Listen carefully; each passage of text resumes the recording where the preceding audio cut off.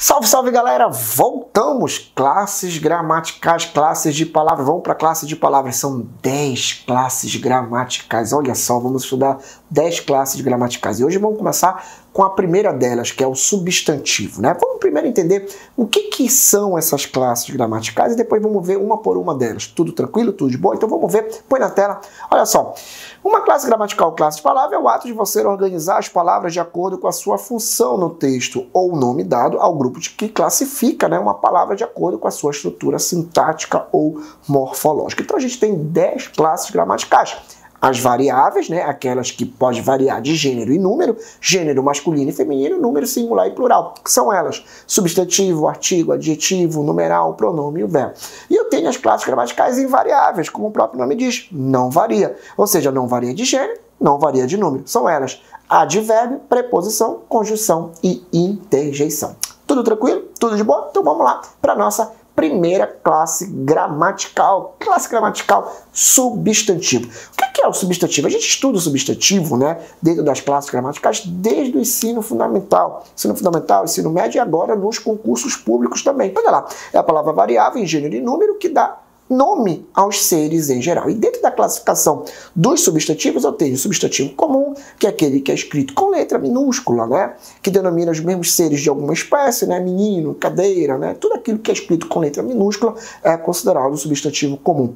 Eu tenho o substantivo próprio, que é aquele escrito com letra maiúscula, né? Que é geralmente colocado em nome de países, nome de pessoas, né? Bruno, Pedro, Brasil, né? E assim por diante, né? O que eu tenho que mais tomar cuidado dentro da classificação de substantivos são esses que eu vou falar agora, que é o substantivo concreto e o substantivo abstrato. O substantivo concreto é tudo aquilo que eu penso e tem uma forma.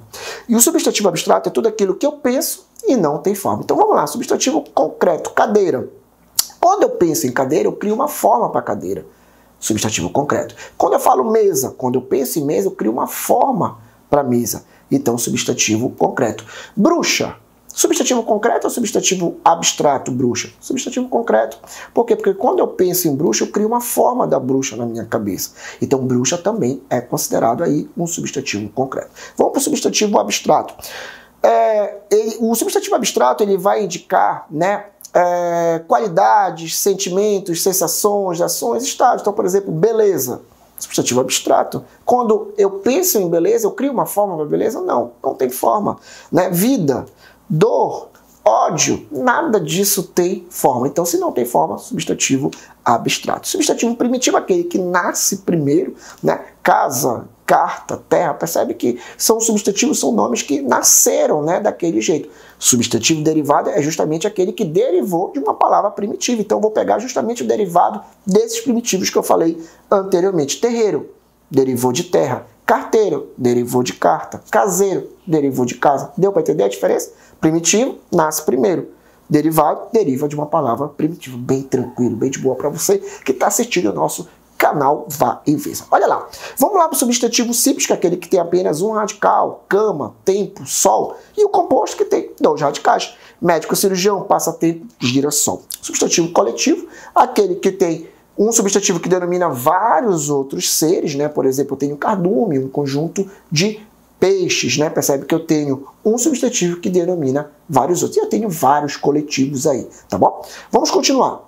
E aí eu tenho as flexões, né, dos substantivos, né? O que é a flexão do substantivo? É justamente, né, a flexão de gênero e de número. Volto a dizer, gênero masculino e feminino, número singular e plural. Então, gato, gata, homem, mulher. Houve uma flexão aí dos substantivos de uma maneira, né, obviamente bem resumida.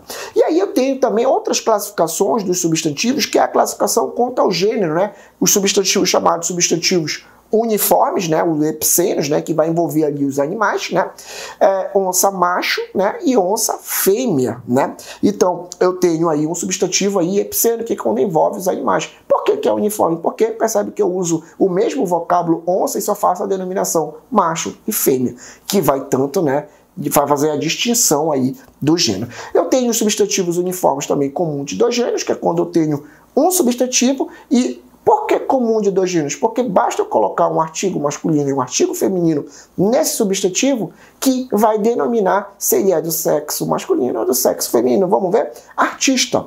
Eu falo o artista, mas eu posso falar a artista. Por isso que ele é considerado também aí um comum de dois gêneros. O comum de dois gêneros, basta que eu coloque um artigo masculino e um artigo feminino, certo? E a palavra, ela aceita. Quando acontecer isso, eu tenho o comum de dois gêneros. O que não vai acontecer nessa outra classificação, que é o sobrecomum. O sobrecomum, ele só aceita um artigo antes da palavra e que vai denominar tanto se é do sexo masculino quanto do feminino. Quando eu falo a criança, certo? Pode ser tanto do sexo masculino quanto do sexo feminino. Percebe que eu não falo o criança. Se eu só falo a criança, é sobrecomum. A mesma coisa acontece com testemunha. Eu falo a testemunha, eu não falo o testemunha, mas a testemunha vale tanto para alguém do sexo masculino quanto para alguém do sexo feminino. Tudo tranquilo? Tudo de boa? E aí a gente entra no número, né, dos substantivos, que é singular e plural. Pedra, pedras, mar, mares, de uma maneira, obviamente, aí bem direta, só para a gente saber a diferença do que é o gênero e do que é o número dentro dos substantivos. Tudo tranquilo?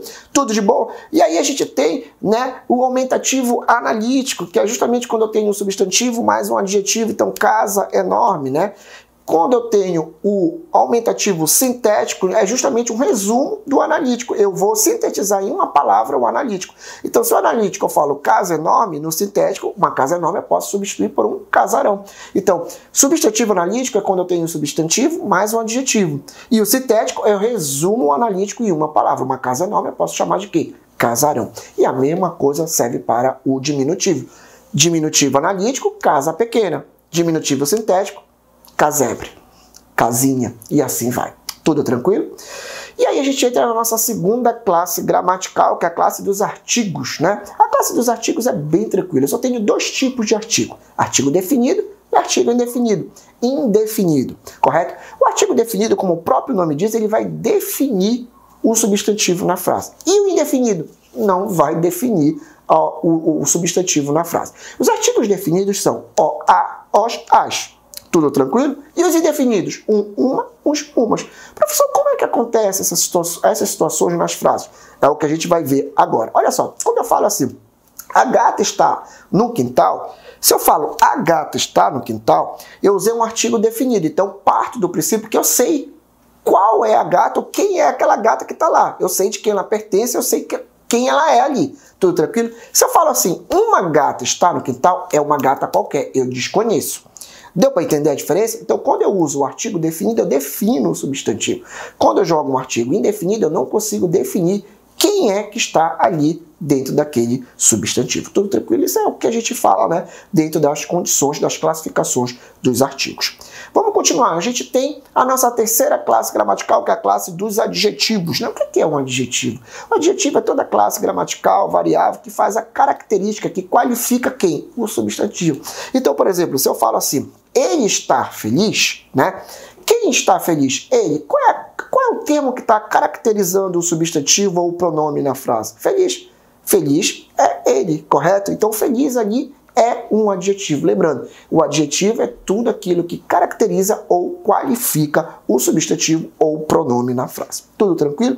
E assim como os substantivos, os adjetivos também têm algumas classificações. Simples quando eu tenho apenas um. Jornal matutino. Só tenho um adjetivo qualificando o substantivo. Composto, eu tenho dois, né, ou mais, né, adjetivos. Quando eu falo entrevista sociocultural, eu tenho dois adjetivos qualificando ali, né, o substantivo. Primitivo é aquele que nasce primeiro amigo, leal. Né? Leal ali é a palavra primitiva. É um adjetivo que está caracterizando um amigo. Agora, quando eu falo amigo desleal, percebe que o desleal só existe porque antes existiu o leal. Então eu chamo isso de adjetivo derivado, perdão, tá bom? E aí eu tenho uma coisa que cai muito dentro das provas de concurso público, se tratando de classe gramatical de adjetivo, que é a locução adjetiva. Professor, o que é a locução adjetiva? A locução adjetiva é formada por uma preposição mais um substantivo ou uma preposição mais um advérbio. Vamos para o exemplo? Quando eu falo jornal da manhã, eu tenho da manhã aí, formada por uma preposição mais um vocábulo manhã. Então aí eu tenho uma locução adjetiva. E óbvio que quando eu tenho uma preposição mais o substantivo, uma preposição, mais o advérbio, eles têm um valor de adjetivo. Eu posso falar jornal da manhã como jornal matinal. Quando eu falo pneu de trás, eu tenho também esse de, uma preposição, e trás, né, um advérbio. Então aí eu tenho uma locução adjetiva. Eu posso falar pneu de trás usando, né, como adjetivando, né, um pneu traseiro, e aí ele assume uma função de adjetivo. Os adjetivos páteos são aqueles que dão origem, né, a uma determinada situação, a um determinado ser. Então, quando eu falo quem nasce no Amazonas é amazonense é considerado aí um adjetivo pátrio. Por quê? Porque está dando origem. Paraense, cearense, brasileiro, europeu, tudo aquilo que dá origem a alguém dentro de um contexto pode ser considerado, sim, ali um adjetivo pátrio. Vamos continuar. Nós temos aqui a flexão dos adjetivos. Percebe que, assim como os substantivos se flexionam, os adjetivos também. Então vamos ver a primeira regra aí da flexão dos adjetivos. Os substantivos que são empregados como adjetivos, eles ficam invariáveis. Vamos ver como é que isso acontece na frase que eu vou falar para você agora. Blusa, vinho. Quando eu vou colocar para o plural, eu falo blusas, vinho. Percebe que blusas é um substantivo. Vinho também é um substantivo, só que vinho é um substantivo numa condição adjetiva. Percebe que vinho está caracterizando a blusa. Toda vez que eu tenho um substantivo com função adjetiva, ele fica invariável. Então, eu não falo blusas vinhos, mas eu falo blusas vinho. Por quê? Porque vinho é um substantivo com uma função adjetiva, porque está caracterizando a blusa. Toda vez que isso acontecer, ele fica invariável. Vamos para o próximo. E aí a gente tem a nossa próxima classe gramatical, que é a classe que quase não cai em prova, mas a gente tem que ver porque está dentro das 10, que é a classe dos numerais. Numeral, como vocês sabem, é uma palavra usada para expressar uma quantidade definida exata de seres ou a posição que um ser ocupa numa determinada sequência aí. Tudo tranquilo? A sequência não tem mais aí, né, esses dois pinguinhos em cima do U, trema pelo novo acordo ortográfico. Tudo tranquilo? E aí a gente tem os tipos de numerais, que também tem uma classificação. Os cardinais, os ordinais, os multiplicativos e também os fracionários. A gente vai ver um por um deles, é bem tranquilo. Os cardinais indicam quantidade. Lembra da matemática, do indo-arábico? É aquela quantidade, aqueles números normais que a gente fala no dia a dia. 1, 2, 3, até o infinito. Então isso aí a gente atribui à classificação de numeral cardinal. Os ordinais é justamente aqueles que indicam ordem. Você que está prestando aí o concurso da Polícia Militar, você vai ter uma ordem de classificação quando você prestar o concurso. Primeiro, segundo, terceiro, quarto e assim por diante. Então, ordinal, o próprio nome já diz ordem. Eu tenho os multiplicativos, como o próprio nome diz, vai indicar ali uma multiplicação, dobro, triplo, quádruplo e assim por diante. E os fracionários que vão indicar ali uma divisão, né? 1/3, 2/5, né? E assim por diante. Então, a gente encerra por aqui, né, as nossas classes gramaticais e a gente volta a qualquer momento para estar dando sequência a todas as outras classes gramaticais, totalizando as nossas 10. Fique com a gente, fique no canal, vá e vença. Um grande abraço.